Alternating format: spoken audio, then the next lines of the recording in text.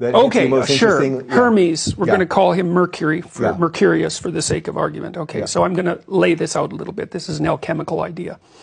So, first of all, if you mix mercury with ore that has gold in it, the mercury will pick up the gold. So that's interesting. Eh? So that's the magic of mercury, is that it will take the gold out of the raw material. Okay, so now remember, at the beginning of the conversation, I said that if you're going to read Macbeth, the idea is to extract out from it a valid, implementable philosophy, behavioral pattern. Well, that's extracting the gold out from the ore. Okay, so now Mercurius is also the winged messenger of the gods, and so he flits around. Now that's what your attention does, you see, because your attention is always being pulled in different ways by forces that you don't understand. This is the fundamental insight of psychoanalysis, and probably its most terrifying insight, is that your very attention is controlled by forces that you do not understand. Now the ancient people considered those forces, it's more complex than this, but they considered them gods, because the gods could direct your attention. And so, now, how does Mercurius is the winged messenger of the gods. Okay, so now let's say the gods, we'll call them unconscious forces, or we'll call them gods. They're trying to orient you in a particular direction for some reason. They do that by making things more vivid for you than they would otherwise be. Those things attract your attention.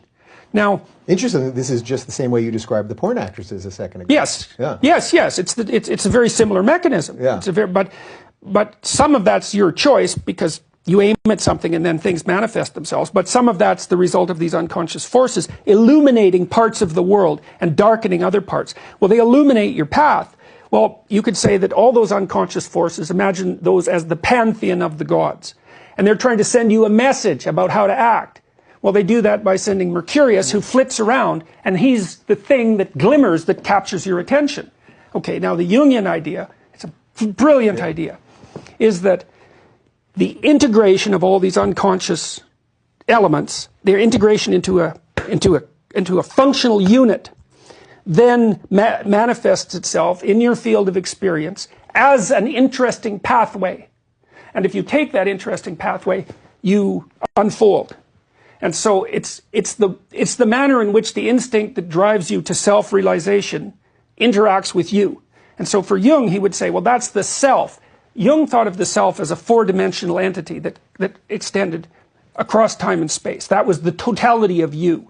And he thought that that totality, which was ineffable, it's your full potential or something like that, manifested itself in cross-sections of time as that which grabbed your